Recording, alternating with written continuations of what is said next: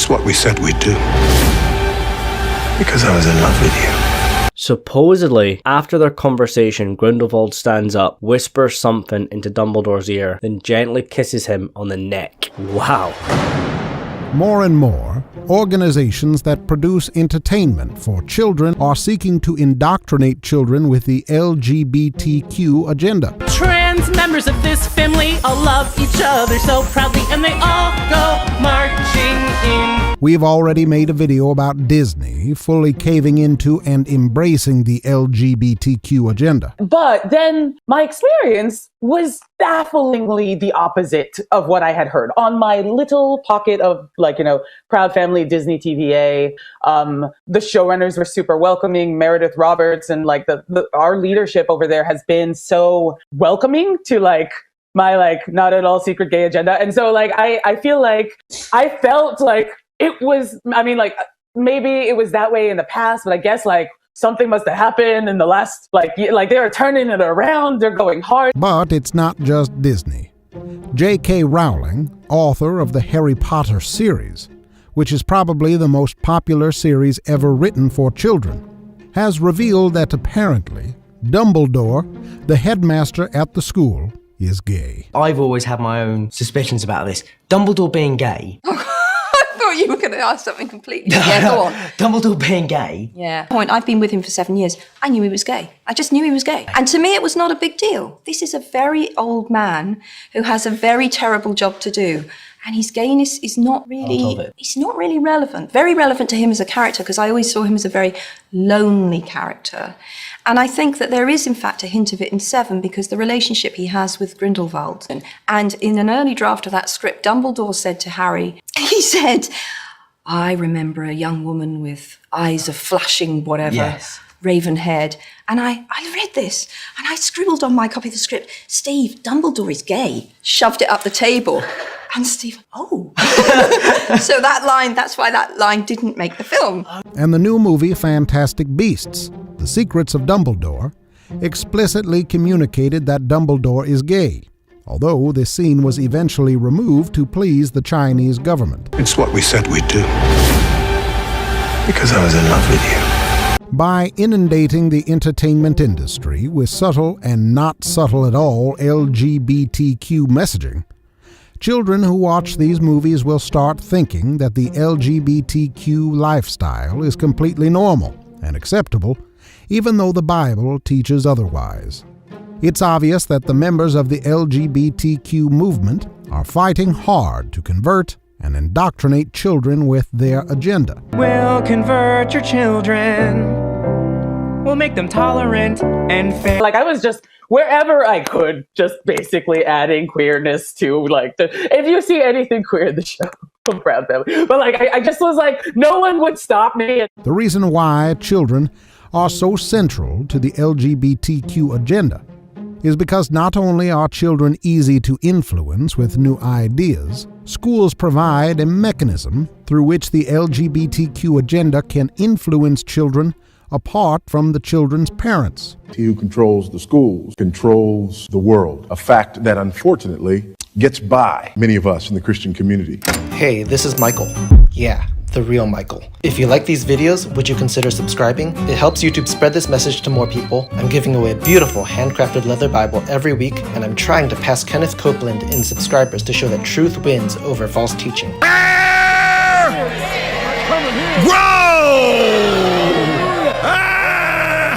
Thank you so much for your eyeballs and support. Because it's so important to be able to indoctrinate children at a young age while they are away from their parents, there has been an all-out attack against an incredibly reasonable Florida bill that simply seeks to prohibit schools from talking to young children about sexuality, so parents can know what is being introduced to their young children in school. Disney CEO Bob Chapek weighing in on that Florida bill that restricts LGBTQ topics in schools. Julia Borston now joins us, and she has the details for us. Julia. Well, David, at Disney's annual shareholder meeting, CEO Bob Chapek responded to the criticism for failing to come out in opposition to that so-called Don't Say Gay bill in Florida. This is why Christian parents need to be aware of the incredible danger of sending their children to schools where their children's primary educators will likely be teachers who want to indoctrinate their children with unbiblical ideologies. Teaching alongside another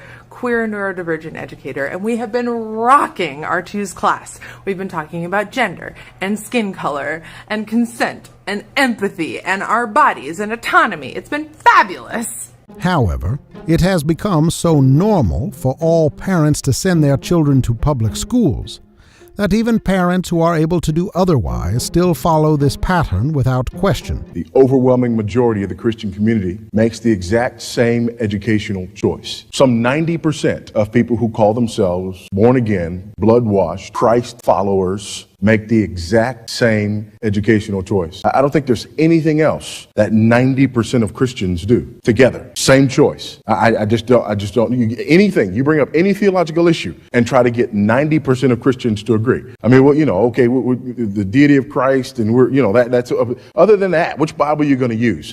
Fight to the death over which Bible you're going to use. Okay, which denomination you're going to be a part of? Duke it out there too. But 90% make the exact same educational choice, and nobody can point to book, chapter, and verse to justify it. 90% of Christians allow our government to educate their children. The devastating result of all of this is that countless children, even those who grow up in Christian families, are successfully being converted by the LGBTQ movement. Instead of believing in the Bible that their parents believe in, they instead buy into the lie that it is loving to accept lifestyles that are antithetical to God's revelation. We are losing somewhere between 70 and 88% of our children by the end of their freshman year in college. That's the children of evangelicals. Somewhere between 70 and 88% of them have nothing to do with spiritual things by the end of their freshman year in college. Again, the reason why this is happening is largely because parents have lapsed in their responsibility to be the primary educators of their children, and they are allowing schools and entertainment to teach and shape their children instead. Now, let me give you the easy answer before we go into a more detailed answer. The easy answer is this. If we continue to send our children to Caesar for their education, we need to stop being surprised when they come home as Romans. How to see who controls the schools, control the world. Non-Christians recognize the key role that education plays in shaping children's worldviews, and they are counting on ignorant parents to be able to exploit children according to their anti-Christian agenda. Adolf Hitler understood this truth very well and used it to accomplish his agenda. By the way, we're not the only ones who understand this. When an opponent declares, "I will not come over to your side," I calmly say, "Your child belongs to us already. What are you? You will pass on. Your descendants, however, now stand in the new camp. In a short time, they will know nothing else but this new community." Who knew this about the power of education? Adolf Hitler. And one of the architects of the modern educational system said this: "Education is thus a most powerful ally of humanism, and every public school is a school of humanism. What can the theistic Sunday school, meeting for an hour once a week and teaching only a fraction of the children, do to stem the tide of a 5-day program of humanistic teaching?" Charles Potter, signer of the Humanist Manifesto, one of the architects of the modern American educational system. Another architect of the modern educational system said this: "Our schools may not teach Johnny to read properly, but the fact that Johnny is in school until he is 16, by the way, now that's 18, tends to lean toward the elimination of religious superstition." Paul Blanchard, signer of the Humanist Manifesto, one of the architects of the modern American educational system. Al Mohler, president of the Southern Baptist Theological Seminary and host of the podcast The Briefing, recognizes the importance of Christian parents fulfilling their responsibility to teach their children and protect them from anti-Christian worldviews. So we get this call from Mohler, and while I'm on the program, he makes this statement: "I believe that now is the time for responsible Southern Baptists to develop an exit strategy from the public schools. This strategy would affirm the basic and ultimate responsibility of Christian parents to take charge of the education of their own children. The strategy would also affirm the responsibility of churches to equip parents, support families, and offer alternatives." As Christians, we simply cannot sit back and allow activists in the schools and in the entertainment industry to win over our children without fighting as hard as we can to shape our children's thinking with the biblical worldview. It's our responsibility to train our children to instead wield the truth of God's revealed word against all ideologies and worldviews that set themselves up against the one true God. What is my responsibility as a father? My responsibility as a father is to equip and to train my children, to raise them in the discipline and instruction of the Lord. That is my responsibility as a father. My responsibility as a father is to raise, train, hone, aim, and launch the arrows that God has given me. And there are those who seem to think that I should take them when they're undeveloped twigs and launch them into a system that will hone them and sharpen them and aim them back at me. Newsflash. I'm raising an army of intercontinental ballistic missiles. And one day the silo is going to open over my home. And when it does, there will be missiles launched to impact this world who have been trained, armed, and honed in my home and not by Caesar.